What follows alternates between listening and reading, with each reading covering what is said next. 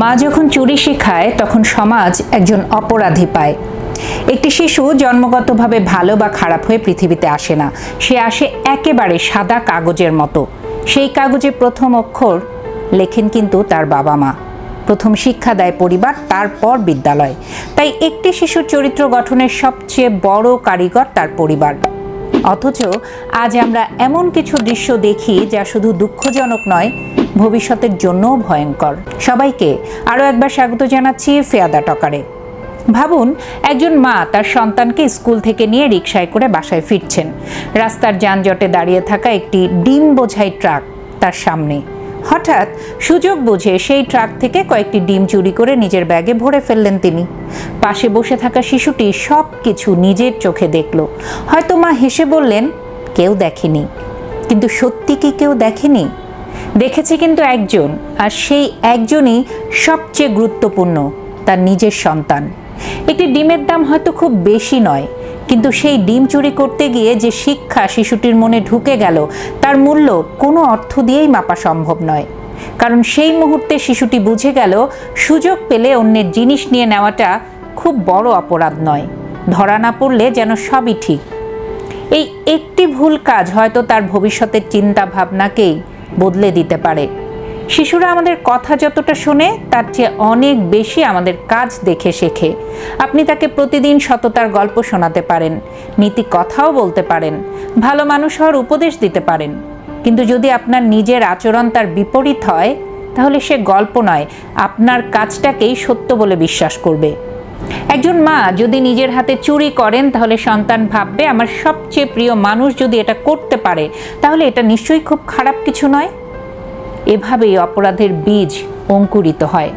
আজ ডিম, কাল দোকানের চকোলেট, পরশু বন্ধুর কলম, তারপর মোবাইল, টাকা। একসময় বড় বড় অপরাধ তার কাছে স্বাভাবিক হয়ে যেতে পারে। কারণ অপরাধ কখনো একদিনে বড় হয় না।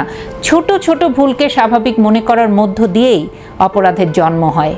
আমরা প্রায় সমাজকে দোষ দেই, বলি সমাজ নষ্ট হয়ে গেছে, মানুষ অসৎ হয়ে গেছে, দুর্নীতি বেড়ে গেছে। কিন্তু সমাজ তো হঠাৎ তৈরি হয়নি। সমাজ তৈরি হয়েছে অসংখ্য পরিবার নিয়ে।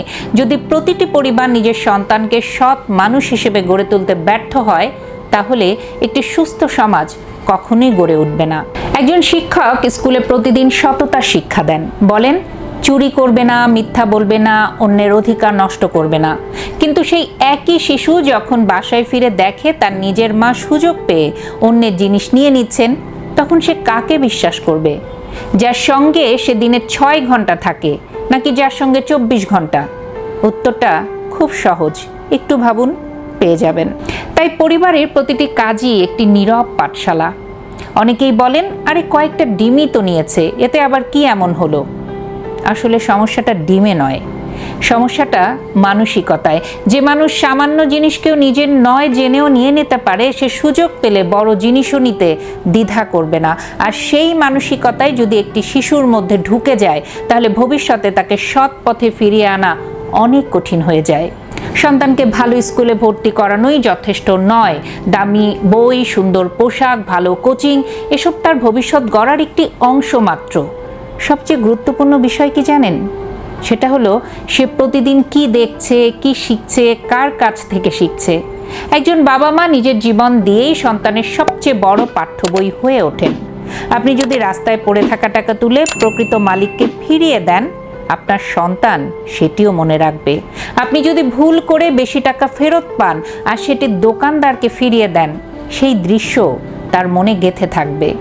আপনি যদি নিজের ভুল স্বীকার করেন, ক্ষমা চান, মানুষের অধিকারকে সম্মান করেন, তাহলেও সে সেটা শিখবে। আবার আপনি যদি প্রতারণা করেন, মিথ্যা বলেন, ঘুষ দেন, চুরি করেন, কিংবা অসৎ উপায়ে লাভবান হওয়ার চেষ্টা করেন, সেটিও সে নীরবে শিখে নেবে। তাই সন্তানকে মানুষ করতে চাইলে শুধু মুখে শিক্ষা দিলেই হবে না, নিজের জীবনকেও শিক্ষার উদাহরণ বানাতে হবে।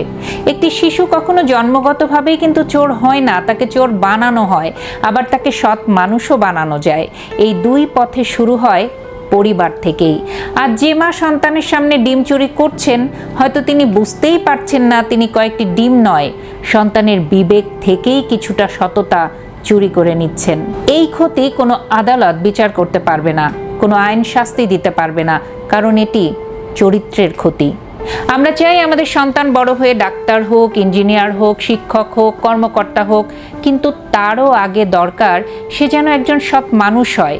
কারণ অসৎ ডাক্তার মানুষের জীবন নিয়ে খেলে, অসৎ শিক্ষক প্রজন্ম নষ্ট করে, অসৎ কর্মকর্তা রাষ্ট্রকে দুর্বল করে, অথচ একজন সৎ মানুষ যে পেশাতেই থাকুক সে সমাজকে আলোকিত করে। সন্তানের জন্য সবচেয়ে বড় সম্পদ কি জানেন? ব্যাংকের টাকা নয়, জমি নয়, বিলাসবহুল বাড়ি নয়, সবচেয়ে বড় সম্পদ হলো এমন একটি চরিত্র যা কোনো প্রলোভনের সামনে মাথা নত করে না। তাই প্রতিটি বাবা মার কাছে একটা অনুরোধ, আপনার সন্তানকে শুধু সফল হওয়ার শিক্ষা দেবেন না, সৎ হওয়ার শিক্ষাও দিন। কারণ সফল কিন্তু অসৎ মানুষের সংখ্যা পৃথিবীতে কম নয়, অভাব সৎ ও আদর্শবান মানুষের। মনে রাখবেন, সন্তান আপনার বলা প্রতিটি কথা হয়তো ভুলে যাবে, কিন্তু আপনার করা প্রতিটি কাজ তার স্মৃতিতে থেকে যাবে বছরের পর বছর। আপনি আজ যে আচরণ করছেন সেটাই আগামী দিনের সমাজ লিখে দিচ্ছে। তাই এমন কোনো কাজ করবেন না যে আপনার সন্তানের চোখে অসততাকে স্বাভাবিক করে তোলে, কারণ একটি ছোট ভুল থেকে জন্ম নিতে পারে একটি বড় বিপর্যয়, আর একটি ছোট সৎ কাজ থেকেও জন্ম নিতে পারে একজন মহান মানুষ।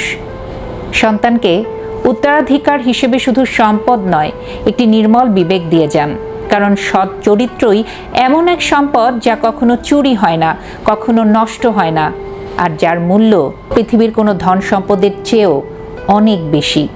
ভালো থাকবেন সবাই। সন্তানকে সুশিক্ষায় শিক্ষিত করতে হলে নিজের মধ্যেও কিছু শিক্ষা রাখতে হবে। কোন জিনিসটি সন্তানের সামনে করা ঠিক এবং ঠিক নয়, সেই বিবেচনা বোধগুলো নিজের মধ্যে রাখতে হবে। আবারও নতুন কোনো বিষয় নিয়ে খুব দ্রুত ফিরে আসবো। চোখ রাখবেন ফিয়াতা টকারে।